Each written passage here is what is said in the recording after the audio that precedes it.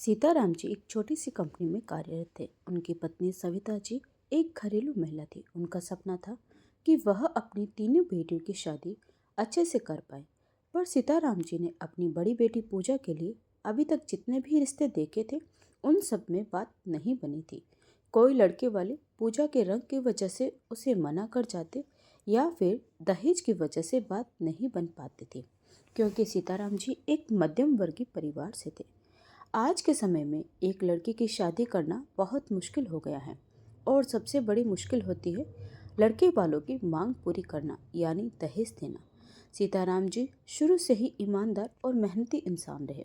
उन्होंने अपनी तीनों बेटियों की शादी के लिए धीरे धीरे थोड़ी थोड़ी पूंजी जमा की थी, पर आज उन पैसों से वह लड़के वालों की मांग पूरी नहीं कर पा रहे थे, क्योंकि दहेज के लालची लोगों ने जितना दहेज मांगा था वह बहुत ज़्यादा था।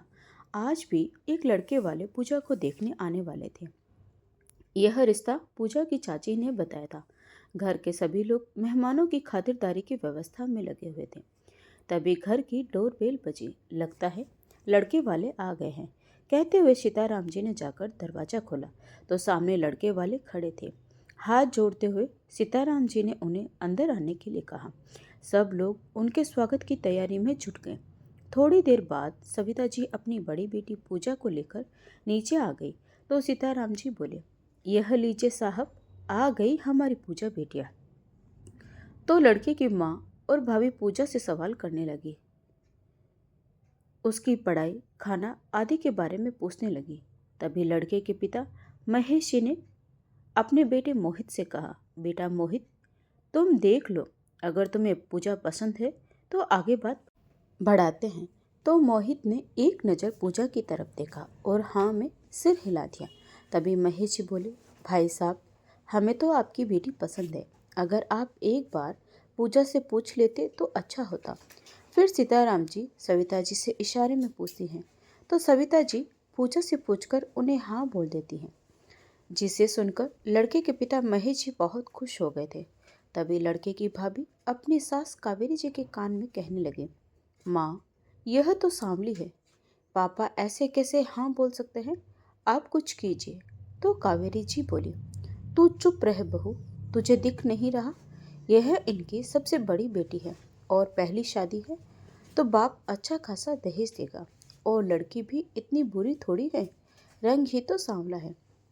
कावेरी जी की बातें सुनकर उनकी बड़ी बहू रवीना चुप हो गई। उसे समझ आ गया कि अब उसकी सास भारी भरकम दहेज की मांग करने वाली है। सबकी हाँ हो जाने के बाद सविता जी पूजा को लेकर ऊपर चली गई और मोहित को अपने काम से कहीं जाना था तो वह भी वहां से चला गया। तभी सीताराम जी ने महेश जी से कहा, हाँ तो भाई साहब, आगे की बात करें। तो महेश जी बोले, हाँ हाँ, क्यों नहीं भाई साहब, मैंने तो सोचा है शायद रोका भी आज ही कर लेते हैं। तभी कावेरी जी बीच में ही बोल पड़ी, ऐसे कैसे रोका कर लेंगे, अभी तो कुछ लेने देने की बात हुई ही नहीं है। फिर सीताराम जी की ओर देखते हुए बोले, देखिए भाई साहब, आपको तो पता ही है कि आजकल अच्छे लड़के मिलते नहीं हैं और मिल भी रहे हैं तो कुछ देना भी पड़ता है।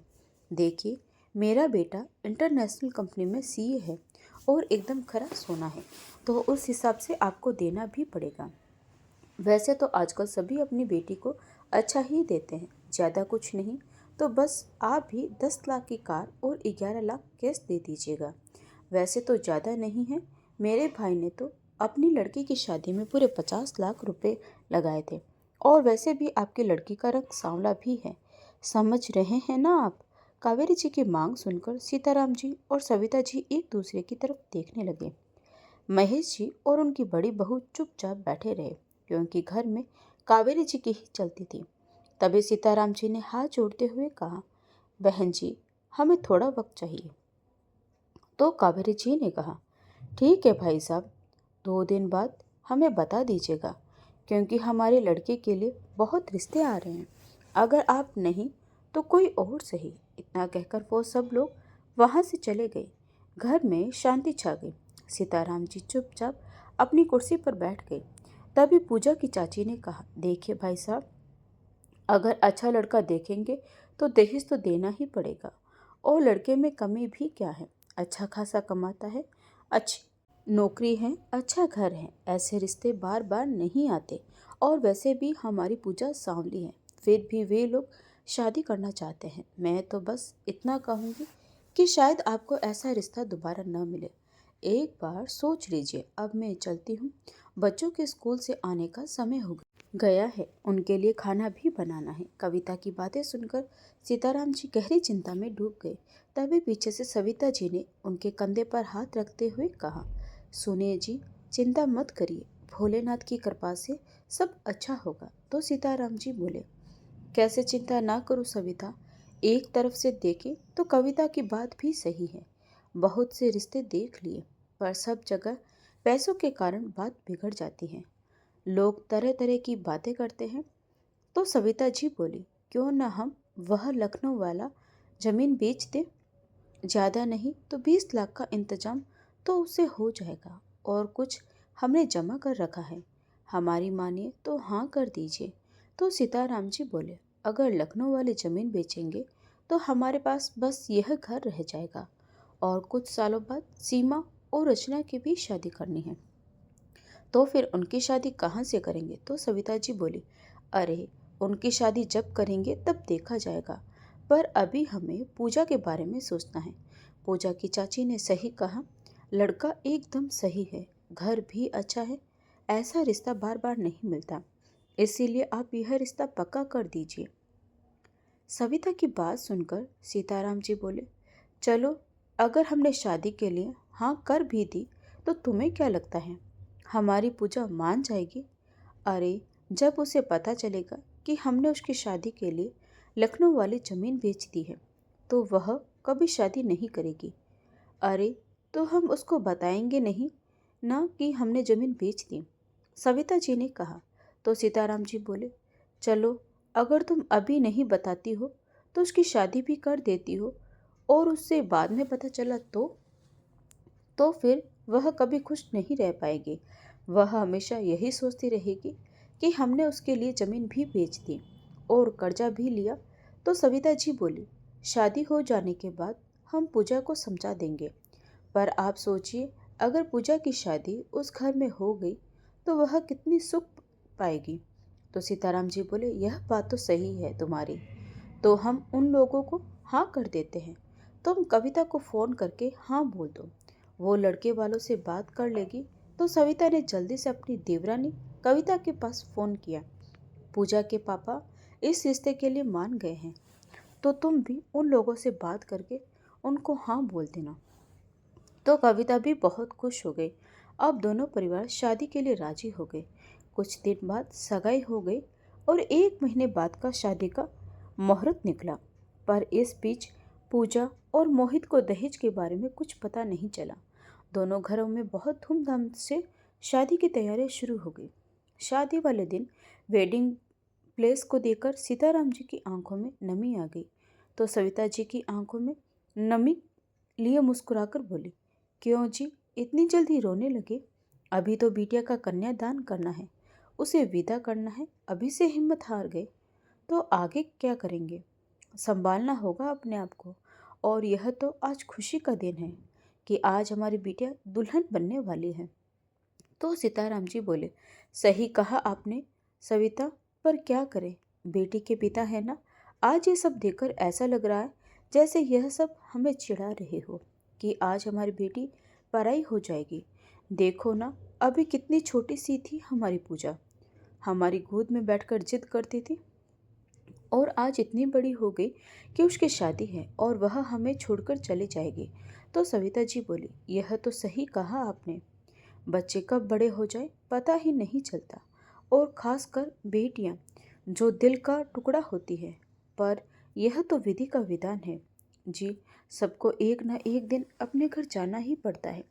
हमें खुश होना चाहिए कि पूजा आज अपनी जिंदगी की नई शुरुआत करने वाली है, एक नई जिंदगी में कदम रखने वाली है। अब आप दुखी मत होइए, चलिए तैयारियां देखिए, समधी जी आने वाले हैं, क्या सोचेंगे कि बिटिया के रोने से पहले पिता ही रोने लगे। तो सीताराम जी ने अपने आंसू पोंछते हुए वहां से चले गए। लेकिन जब शाम को पूजा तैयार होकर आई तो सीताराम जी अपनी छोटी सी परी को लाल रंग के जोड़े में देखकर अपनी भावनाओं पर काबू नहीं रख पाए और उनकी आंखों में फिर से आंसू छलक आए। पापा की आंखों में आंसू देखकर पूजा की भी आंखों में नमी आ गई। बेटी को ऐसे दुखी होते देखकर सविता जी की आंखें नम हो गई और बोली, क्या जी, आपने हमारी बिटिया को रुला दिया। पूजा, रोते नहीं बेटा, अभी शादी है ना, देखो सारा मेकअप खराब हो जाएगा। चलो चुप हो जाओ, और एक आप भी ना, अब चुप हो जाइए। सीताराम जी अपने आप को रोक नहीं पाए और वहाँ से बाहर चले गए क्योंकि बारात आने का समय हो गया था। थोड़ी देर में बारात भी आ गई और खूब धूमधाम से वेडिंग प्लेस तक पहुंच गई। सब लोगों ने बारात का खूब आदर सम्मान किया। तभी लड़के की माँ कावेरी जी सीताराम जी के पास आई और बोली, भाई साहब, आपको याद है ना, हमने क्या कहा था कि पहले पैसे हमारे पास आ जाएंगे, फिर ही शादी की रस्में शुरू होगी। तो सीताराम जी बोले, जी बहन जी, हमें याद है। सविता जी, जाइए और अलमारी से पैसे निकाल कर ले आइए। जी, हम अभी लेकर आते हैं। सविता जी अपने कमरे में जाकर अलमारी खोलने लगी, लेकिन जैसे ही उन्होंने अपनी अलमारी खोली तो हैरान रह गई क्योंकि उसमें से पैसे गायब थे। हे भोलेनाथ, हमने तो पैसे यहीं रखे थे, कहाँ गए पैसे? अब क्या होगा? हम क्या जवाब देंगे इनके पिताजी को? अगर पैसे नहीं मिले तो पूजा की शादी भी नहीं होगी। पर नहीं, यह नहीं हो सकता, हमें कुछ करना पड़ेगा। ऐसा करती हूँ, पहले पूजा के पापा को अकेले में बुलाकर सब कुछ बता देती हूँ। क्या पता पैसे उन्होंने कहीं निकाल कर रख दिए हों। परेशान होकर सविता जी कमरे से बाहर आ रही थी कि तभी सीताराम जी वहाँ आ गए और कहने लगे, सविता, तुम्हें कितनी देर हो गई, तुम अभी तक पैसे क्यों नहीं लेकर आए? वाह समधी जी और समधन जी, क्या सोच रही होंगे, हमने तुम्हें पैसे लेने के लिए भेजा था, पैसे कहाँ हैं? पता है ना, समय नहीं है, वरमाला का समय हो रहा है। तो सविता जी दुखी स्वर में बोली, ए जी, वो पैसे नहीं मिल रहे, पता नहीं कहाँ गए। हमने पूरी अलमारी छान मारी, लेकिन पैसे कहीं भी नहीं मिले। सविता जी की बात सुनकर सीताराम जी परेशान भाव से बोले, क्या पैसे नहीं मिले? मैंने तो आपको ही रखने के लिए दिए थे, फिर कहाँ गए? अलमारी में होंगे, चलो हम फिर से चेक करते हैं। सविता जी और सीताराम जी दोनों मिलकर पैसे ढूंढने लगे, पर उन्हें पैसे नहीं मिले, जिसके कारण दोनों बहुत परेशान हो गए। हे महादेव, अब क्या होगा? पैसे कहाँ गए? अब तो हमारे पास और पैसे भी नहीं हैं और हम समदम जी को क्या जवाब देंगे? उन्होंने तो कहा था कि पैसे आने के बाद ही वो शादी की रस्म पूरी करने देंगे। अगर पैसे नहीं मिले तो मतलब हमारी बेटी की शादी नहीं होगी। नहीं नहीं, यह नहीं हो सकता, हमें समदन जी से बात करनी पड़ेगी। थोड़ी देर बाद सीताराम जी और सविता जी लड़के की माँ कावेरी जी के पास गए और उन्हें पूरी सच्चाई बताते हुए कहा, समदन जी, आप यह शादी हो जाने दीजिए। हम हाथ जोड़कर आपसे विनती करते हैं, हम आपके पैसे बाद में दे देंगे। तो कावेरी जी बोली, वाह, क्या बात है समधे जी, क्या बहाना बनाया है ना आपने।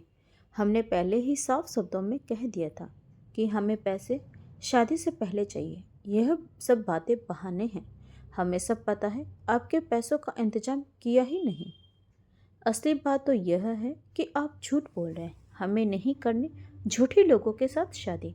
तो सीताराम जी हाथ जोड़ते हुए बोले, नहीं नहीं समधन जी, आप हमारे साथ ऐसा मत कीजिए। हमारा नहीं तो हमारी बेटी का सोचिए, उसका क्या होगा।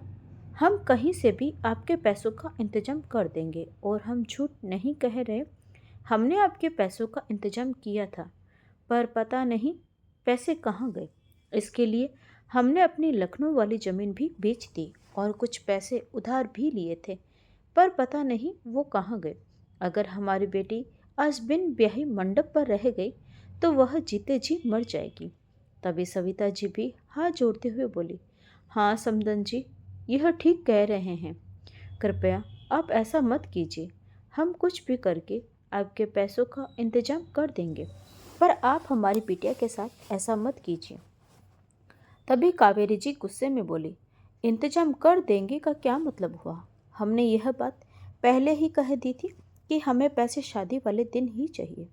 अगर आपको अपनी बेटी की इतनी फिक्र होती तो पैसों का इंतजाम करके रखते, ना कि यह बहाने बना रहे होते। अपने पास रखिए अपनी बेटी को। चलिए जी, हम चलते हैं, कावेरी जी ने अपने पति महेश जी की तरफ देखते हुए कहा। तो सीताराम जी ने आंखों में पानी लिए अपने सिर की पगड़ी उतारी और महेश जी के पैरों में रखते हुए बोले, समधी जी, आप ऐसा मत कीजिए, प्लीज आप ही समझाइए समदन जी को। तो महेश जी बोले, कावेरी, जब ये कह रहे हैं कि पैसों का इंतजाम बाद में कर देंगे तो शादी हो जाने दो ना, उन्होंने इतना तो दे ही दिया है ना। तो कावेरी जी बोली, हाँ ठीक है, हम आपकी बेटी को हमारे घर की बहू बनाने के लिए तैयार हैं, लेकिन एक शर्त है। पर अगर आप ये शर्त पूरी कर देते हैं तो हमें कोई आपत्ति नहीं है इस शादी से। तो सीताराम जी खड़े होकर बोले, हाँ ठीक है समदन जी, आप जो कहेंगे हमें मंजूर है, बस यह शादी हो जाने दो। तो कावेरी जी बोली, ठीक है, फिर हमारी शर्त यह है कि आप जिस घर में रहते हैं उस घर के कागज हमें दे दीजिए।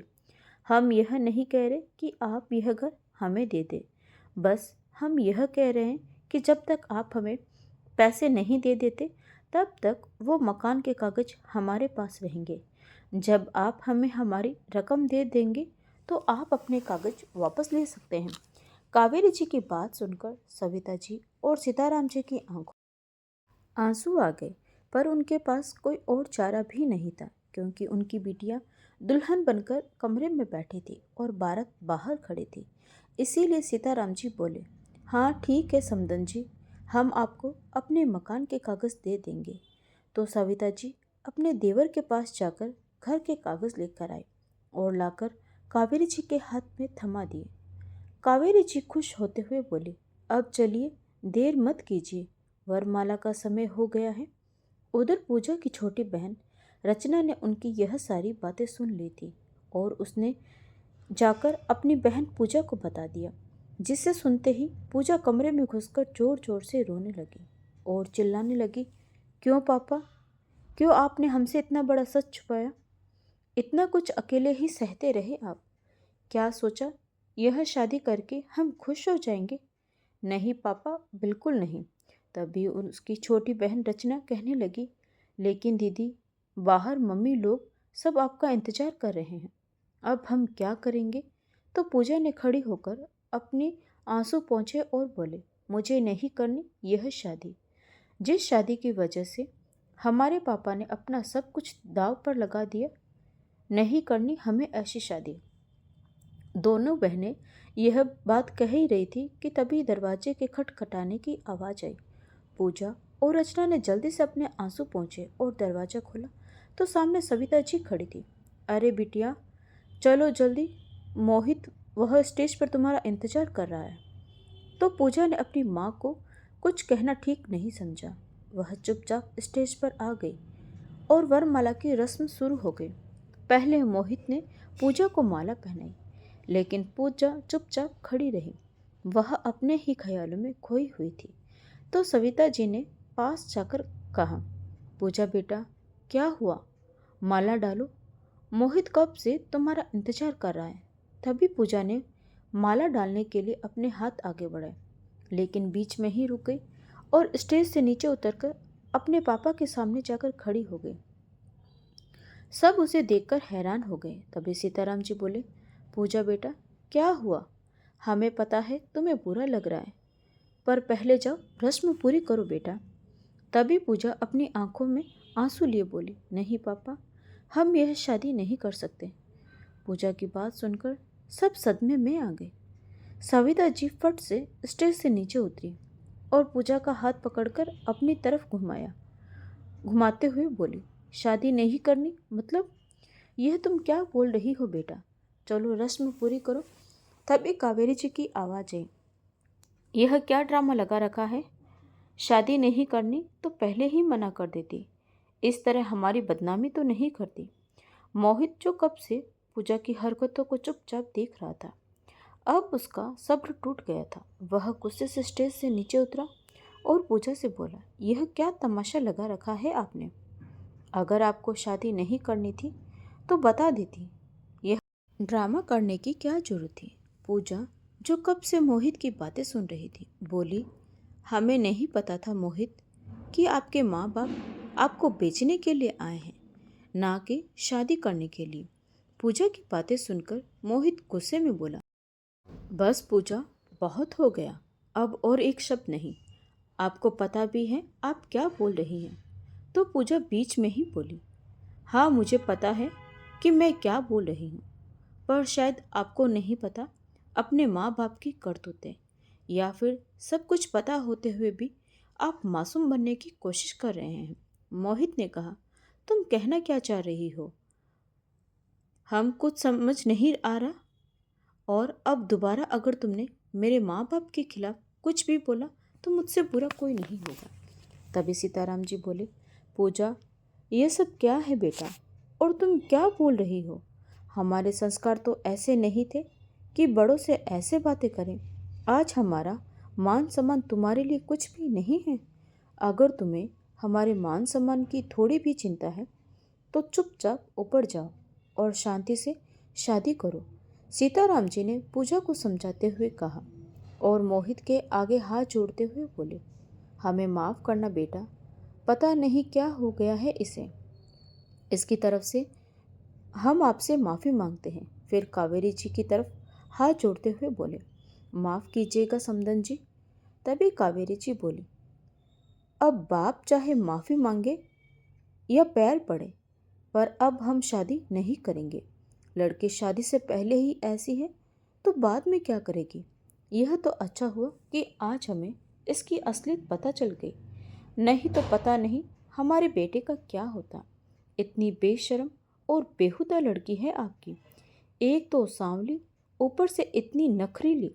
पूजा की तरफ देखते हुए बोली, अरे शुक्र मनाओ तुम कि तुम्हारी शादी हमारे बेटे से हो रही है, नहीं तो तुम जैसी काली कलुंटी को कोई अपनाए भी ना। तभी पूजा ने चिल्लाते हुए कहा, क्या कहा आंटी जी आपने कि बेशर्म और बेहुदा लड़की हूँ मैं? तो आप जैसे लालची लोगों को क्या कहेंगे लोग। और क्या कहा आपने, हम सांवले हैं तो हमसे कोई शादी नहीं करेगा। अगर आप हम पर एहसान कर रही हैं शादी करके, तो मेरी बात कान खोलकर सुन लीजिए। नहीं करनी हमें यह शादी जिसकी वजह से मेरे पापा को अपना मान सम्मान खोना पड़े। हमारा रंग भले ही सांवला है, पर आपकी तरह काले दिल के नहीं हैं हम। शर्म आनी चाहिए आपको। एक बाप की मजबूरी का खूब फायदा उठाया आपने। खुद औरत होते हुए दूसरे की बेटी के बारे में नहीं सोचा। पूजा की बातें सुनकर कावेरी जी एकदम से चुप हो गई। तभी मोहित कावेरी जी के पास आया और बोला, माँ, आप चुप कैसे हैं, कुछ बोलती क्यों नहीं। यह क्या बोल रही है पूजा। पूजा बोली, अरे यह क्या बताएंगे आपको। मैं बताती हूँ कि आपकी माँ मुझ पर तरस खाकर मेरी शादी आपसे करा रही थी। कितने बड़े दिल की है ना आपकी माँ। पर यह सब तो बस एक ड्रामा था। अरे यह तो किसी भी गरीब की बेटी से शादी नहीं करना चाहती थी, बल्कि उसकी मजबूरी का फ़ायदा उठाकर उससे अच्छी खासी रकम हासिल करना चाहती थी। दहेज मांगा था आपकी माँ ने, जिसकी वजह से मेरे पिता ने अपनी प्रॉपर्टी भी बेच दी। पूजा की बातें सुनकर सबके चेहरे के भाव बदल गए। शादी में आए लोग आपस में बातें करने लगे और कहने लगे, अरे दहेज मांगा तो कौन सी गलती कर दी, आजकल तो सभी देते हैं, खाली तुमसे ही थोड़ी इकलौता मांगा था। अगर दे ही दे नहीं सकते थे और औकात ही नहीं थी तो इतने बड़े घर में रिश्ता देखा ही क्यों। फिर अपनी औकात में रहकर देखना था ना। या तो वही बात हो गई, भाई चादर छोटी सी और पैर दूर तक फैलाने हैं, तो ऐसा तो हो नहीं सकता। तभी दूसरी औरत बोली, हाँ हाँ बहन जी, सही कहा आपने, यह तो समाज का नियम है दहेज देना। तो इन्होंने कौन सा पाप किया है। यह लड़की तो बस बिना बात का तमाशा बना रही है। यह तो बस एक रिवाज है जो हर किसी को निभाना पड़ता है, और सालों से लोग निभा भी रहे हैं। तभी पूजा, जो कब से दूसरों की बातें सुन रही थी, अपने कानों पर हाथ रखकर जोर से चिल्लाई, बस बहुत बोल दिया आप लोगों ने, अब एक शब्द और नहीं। और क्या कहा आपने कि क्या गलत किया था इन्होंने दहेज मांगकर? इन्होंने कोई गलती नहीं की। सही कहा आपने, गलती इन लोगों की नहीं, बल्कि गलती तो मेरे पापा की है कि वह एक बेटी के बाप है और वह आपके समाज का हिस्सा है। शर्म आनी चाहिए आप लोगों को। आप जैसे लोगों की वजह से ही यह समाज बदनाम है। और क्या कहा आपने, यह दहेज लेना रिवाज है?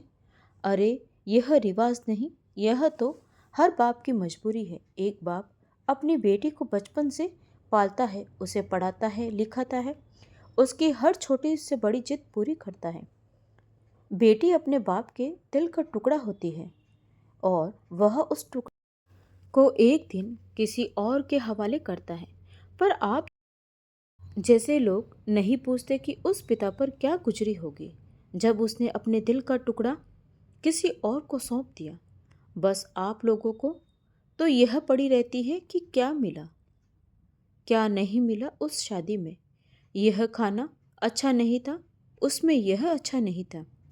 जब हमारे जैसे घरों में बेटियां पैदा होती हैं तब माँ बाप को उसी दिन से चिंता लग जाती है कि बेटी की शादी के लिए जोड़ना है, और वह एक एक पाई करके जोड़ने लगते हैं। फिर भी आप लोग एक मिनट नहीं लगाते उनकी बदनामी करने में कि यह अच्छा नहीं था, वह नहीं दिया। आप लोगों को पता है बेटियां बाप पर बोझ नहीं होती और ना ही इसीलिए डरते हैं कि उन्हें अलग करना पड़ेगा। लेकिन आप जैसे लोगों की वजह से बेटी को जन्म देने से डरते हैं कि उन्हें आप जैसे लालची लोगों को दहेज देना पड़ेगा और शायद उनकी औकात में नहीं होगा। और क्या कहा था आपने आंटी जी, मेरा बेटा पढ़ा लिखा है तो हमें दहेज देना पड़ेगा? तो क्या आपने अपने बेटे को इसीलिए पढ़ाया लिखाया था कि बाद में आप उसकी कीमत लगा सके? फिर एक नज़र सब लोगों की ओर देखते हुए पूजा बोली, और क्या कहा आप सबने कि यह रिवाज है, यह तो सबको निभाना पड़ता है। अगर रिवाज देखा जाए ना तो हर बाप अपनी बेटी को खाली हाथ विदा नहीं करता। पर आप जैसे लोगों ने और इस समाज ने शादी जैसे पवित्र बंधन को एक सौदे का बंधन बनाकर छोड़ दिया है। अरे आप एक औरत होकर दूसरी औरत के साथ ऐसा करती हैं। इसीलिए तो आज भी हमारे समाज में दहेज जैसी प्रथा अपनी जड़ें फैला रही है। क्योंकि आप लोगों की सोच क्या है कि बेटी को मत पढ़ाओ, क्योंकि अगर वह पढ़ जाएगी तो उसे सही गलत का मतलब समझ में आ जाएगा, और नहीं पढ़ेगी तो आपकी तरह ही छोटे विचारों की होगी। और फिर न जाने कितने ही बापों को अपनी बेटी की शादी के लिए अपने घर बेचने पड़ेंगे। और फिर आप लोग कहते हो कि यह रिवाज है। अरे यह रिवाज नहीं, यह फांसी का फंदा है। न जाने इसने कितने ही घरों को तबाह कर दिया है और कितनी ही लड़कियों को निगल गया है। लड़की चाहे कितनी भी पढ़ी लिखी या फिर संस्कारी क्यों ना हो, पर दहेज के आगे उसके सारे संस्कार और उसकी पढ़ाई छोटी पड़ जाती है।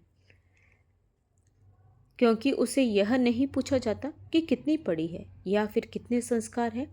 उसे तो बस यही पूछा जाता है कि मायके से कितना मिला और कितना कैश लेकर आई। अरे इस बार मायके गई थी तो क्या दिया मायके वालों ने? अरे औरतें भगवान का दिया गया एक अमूल्य उपहार है जो इस संसार को चलाती है, और औरत का तो गहना ही उसकी सहजता और सरलता होती है जो एक घर को बांधे रखती है। फिर भी उसका दाम लगाया जाता है। अरे बेटी तो दो घरों की को जोड़ती है। जिस घर में जन्म लेती है, हंसते खेलते जहाँ उसका बचपन बीता है, उसे छोड़कर एक अनजान जगह जाती है, अनजान लोगों के बीच, फिर उस घर को संभालती है, परिवार का वंश आगे बढ़ाती है। और आप लोगों को पता है अगर हमारे घर में एक निर्जीव चीज़ से भी लगा हो जाए तो उसे निकाल पाना बहुत मुश्किल होता है। फिर सोचिए, हम तो जीवित बेटियां होती हैं जिन्हें हमारे माँ बाप बचपन से पालते हैं, हमें पढ़ाते हैं, फिर एक दिन हमें किसी गैर के हाथों में सौंप देते हैं। तो सोचिए उन पर क्या बीतती होगी। फिर पूजा अपनी आंखों में आंसू ली सीताराम जी के पास गई और बोली, क्यों पापा, आपने मुझे क्यों नहीं बताया? हम खुश रहते क्या आपके मान सम्मान को दाव पर लगाकर, अपना घर दाव पर लगाकर और आपको कर्ज के नीचे दबाकर? नहीं पापा, हम खुश नहीं रहते। रोते हुए पूजा अपने पापा के गले लग गई तो सीताराम जी की आंखों में आंसू आ गए। मेरा बच्चा, तेरी कोई गलती नहीं। गलती तो मेरी है कि मैं तुम्हारे लिए इतना भी नहीं कर पाया कि तुम्हारी एक अच्छे घर में शादी करा पाऊँ। मैं एक अच्छा पिता नहीं बन पाया बेटा। तभी पूजा ने एकदम से अपने पिता से अलग होकर कहा, पापा, आपको अपना सिर झुकाने की कोई ज़रूरत नहीं है, क्योंकि आपने कोई ऐसा काम नहीं किया कि आपको अपना सिर झुकाना पड़े। और क्या कहा आपने? आप गलत हैं। अरे आप गलत नहीं, आप तो हमारे लिए हमारे हीरो हैं। अरे आपने तो हमारी हर छोटी से बड़ी खुशी का बहुत ध्यान रखा, हमें पढ़ाया लिखाया। आप गलत हो ही नहीं सकते। अरे आपका रुतबा तो हमारे लिए भगवान से भी बढ़कर है।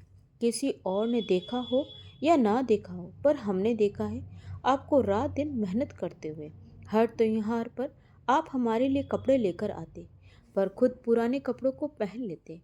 और जब हम पूछते तो कहते, बेटा मेरे पास कपड़े हैं, मैं अगली बार ले आऊँगा। अगर आप हमारा कुछ खाने का मन होता तो एक बार कहने पर लाकर रख देते और अपना मन मार के हमारी शादी के लिए पैसे जोड़ते थे। आपको पता है पापा, एक बेटी का बाप ना एक राजा होता है। हर किसी की औकात नहीं होती बेटी को पालने की, और भगवान भी बेटियां उसी घर में देता है जो उनका पालन पोषण कर सके। आप हमारे लिए इस दुनिया के सबसे अमीर इंसान हो पापा। गलती आपकी नहीं, समाज की है। माफ़ी चाहती हूँ पापा कि आज इतना भूल गई मैं, पर आज मैं आपकी बेइज्जती होती नहीं देख पाई। उस इंसान की बेइज्जती जिसने न कभी अच्छा खाया, न कभी अच्छा पहना, बस हमारी शादी के लिए दिन रात मेहनत करता रहा। और आज उस इंसान की इज्जत को अपने पैरों तले रौंदने में इन्हें जरा भी देर नहीं लगी। पूजा की बातें सुनकर सबकी आंखों में आंसू आ गए। सविता जी की आंखों के आंसू रुकने का नाम ही नहीं ले रहे थे, क्योंकि उन्हें कभी पता ही नहीं चला कि कब उनकी मासूम सी बेटी इतनी समझदार हो गई। उधर कावेरी जी शर्म से सिर झुका चुकी थी। मोहित जो कब से पूजा की बातें सुन रहा था, उसकी आंखें भी नम हो गई। वह अपनी माँ कावेरी जी के पास गया और बोला, क्यों माँ, शर्म आनी चाहिए आपको। एक औरत होते हुए भी दूसरी औरत का दुख नहीं समझी। अरे आज तक हम आपकी हर बात मानते आए, कभी आपकी बात का विरोध नहीं किया। पता है क्यों? क्योंकि हमें लगता था कि हमारी माँ हर वक्त सही है। पर माँ, आप कम से कम उस बाप की मजबूरी तो समझती जिसने अपनी बेटी के लिए अपना सब कुछ बेच दिया। क्या आपने इसी दिन के लिए हमें पढ़ाया लिखाया था कि आप किसी बेटी के जरिए जो पैसा आपने हमारी पढ़ाई में लगाया उसे वसूल कर सके? अरे हमें खुद अपने आप पर शर्म आ रही है आपको माँ कहते हुए। तभी कावेरी जी ने अपनी गर्दन उठाई, आंखों में पश्चाताप था, और बोली, बेटा मुझे माफ़ कर दो। आज मुझे खुद पछतावा हो रहा है कि मैं सही गलत की पहचान नहीं कर पाई। यह सोच ही नहीं पाई कि वह किसी की बेटी है, उस पर क्या बीत रही होगी। माफ़ कर दे बेटा। तो मोहित बोला, हम कौन होते हैं माँ आपको माफ़ करने वाले? अरे जिनके साथ आपने इतना सब कुछ किया उनसे माफ़ी मांग लो, शायद आपके कुछ पाप कम हो जाए। अगर हमें जरा भी अंदाज़ा होता ना कि आप हमारी शादी के नाम पर क्या कर रही हैं, तो हम शादी के लिए कभी हाँ नहीं करते। कहते हुए मोहित सीताराम जी और पूजा के पास गया और हाथ जोड़ते हुए बोला, माफ़ कीजिएगा अंकल जी, हमें नहीं पता था कि हमारी माँ ने आपके साथ यह सब किया है। अब तो हम कुछ नहीं कर सकते, बस आपसे माफ़ी मांग सकते हैं। प्लीज़ हमें माफ़ कर दीजिए। हम अपनी माँ की तरफ से बहुत शर्मिंदा हैं, पर हमारा यकीन मानिए, हमें सच में कुछ नहीं पता था इन सब के बारे में। तो सीताराम जी ने मोहित के हाथ नीचे करते हुए कहा, नहीं बेटा, तुम्हारी कोई गलती नहीं थी, तुम्हें यह सब करने की जरूरत नहीं है। तभी मोहित बोला, अगर आपने हमें माफ़ कर दिया तो फिर हम पूजा से शादी करना चाहते हैं, वह भी बिना किसी दहेज, बिना किसी गिले शिकवे के। सब लोग मोहित की बातें सुनकर हैरानी से उसकी ओर देखने लगे। तभी मोहित बोला, हमें पता है कि आप सबके मन में क्या चल रहा है। यही ना कि इतना सब कुछ हो जाने के बाद भी हम शादी करना चाहते हैं। पर हम आपको सच बताएं तो हमें ऐसे ही एक हम सफ़र की ज़रूरत थी, जो सही को सही और गलत को गलत कह सके, जो हमारे कदम से कदम मिलाकर चल सके। और आज पूजा ने गलत के खिलाफ खड़े होकर यह साबित कर दिया कि लड़कियां कमज़ोर नहीं होती, उन्हें कमज़ोर यह समाज बनाता है। क्योंकि औरत कभी कमज़ोर थी ही नहीं। सीता माता को ही देखिए, अपने आत्मसम्मान के लिए धरती में समा गई। लक्ष्मीबाई जो अपने राज्य की गरिमा के लिए अंग्रेजों तक भिड़ गई। अरे, पूजा ने यह सब करके दिखा दिया कि औरतें आज भी कमज़ोर नहीं हैं, पर इस समाज की वजह से उन्हें हर बार अपने आप को साबित करना पड़ता है। पूजा ने अपने परिवार के लिए और अपने लिए खड़े होकर कोई गलत काम नहीं किया। हमें तो गर्व होगा ऐसी लड़की को अपनी पत्नी कहते हुए। मोहित की बातें सुनकर पूजा का दिमाग बिल्कुल थम गया। वह अवाक खड़ी थी, जैसे विश्वास ही नहीं हो रहा हो कि कोई उसकी सच्चाई को समझ पाए। समझ ही नहीं आ रहा था, क्योंकि उसको तो लग रहा था कि इतना सब कुछ हो जाने के बाद शायद ही उसे कोई अपनाए, क्योंकि हमारा समाज ही कुछ ऐसा है जिसने हमारी मानसिकता को एक सीमा तक बांध दिया है कि हम यह करेंगे तो वह क्या कहेंगे। बस यहीं तक हमारी सोच सीमित रह गई है। पूजा ने एक नज़र मोहित को देखते हुए अपना सिर ऊपर उठाया और फिर एक नज़र सीताराम जी की तरफ देखा तो सीताराम जी ने अपना सिर हाँ में हिला दिया। पूजा ने भी खुश होकर मोहित को हाँ बोल दिया और हाथ जोड़ते हुए कहने लगी, मुझे भी माफ़ कर दीजिए मोहित, मैंने आपके परिवार के बारे में इतना कुछ बोल दिया। पर हम भी क्या करते, अपने पापा की बेइज्जती नहीं देख सकते थे ना।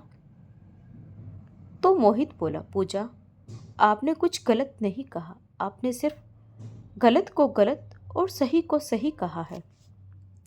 तभी तक तो जो कावेरी जी शर्मिंदगी से अपना सिर नीचे झुकाए खड़ी थी, वे पूजा के पास आकर बोली, किस मुंह से तुमसे माफ़ी मांगू बेटी, मुझे समझ नहीं आ रहा कितना गलत किया मैंने तुम्हारे साथ, पर फिर भी तुमने हमारे बारे में इतना सोचा। शर्म आती है हमें अपने आप पर, अपनी सोच पर। हम तुम्हारी माफ़ी के काबिल नहीं हैं बेटी। कहते हुए कावेरी जी रोने लगी तो पूजा ने कहा, नहीं माँ जी, आप हमसे माफ़ी मत मांगिए, आप हमसे बड़ी हैं। अगर बच्चों से गलती होती है तो बड़े उन्हें माफ़ करते हैं ना, तो फिर हम बच्चों का भी फ़र्ज बनता है कि अगर हमारे बड़ों से गलती हो जाए तो उन्हें समझाने का। इसलिए आप हमसे माफ़ी मत मांगिए। हम चाहते हैं कि हम अपनी ज़िंदगी की नई शुरुआत सबके साथ करें। हम सबके दिल से गिले शिकवे दूर करना चाहते हैं। तो क्या आप हमें माफ़ करेगी माँ जी? पूजा की बातें सुनकर कावेरी जी ने उसे अपने गले से लगा लिया और बोला, हम तो धन्य हो गए बेटी, तुम्हारी जैसी बहू पाकर। आज से तुम हमारी बहू नहीं बेटी हो। तभी पीछे से महेश जी की आवाज़ आई, अरे बहू या बेटी तो सब तब बनाओगे ना जब शादी होने दोगे। अभी शादी का मुहूर्त निकला जा रहा है और आप इसे छोड़ ही नहीं रही हो। यह सुनकर सब लोग खिलखिलाकर हंसने लगे। इधर सीताराम जी और सविता जी भी खुशी से फूले नहीं समा रहे थे। आज उन्हें अपनी बेटी पर बहुत गर्व महसूस हो रहा था। उन्होंने खुशी खुशी अपनी बेटी की शादी करके उसे विदा किया। तो दोस्तों, आपको यह कहानी कैसी लगी कमेंट करके ज़रूर बताइए।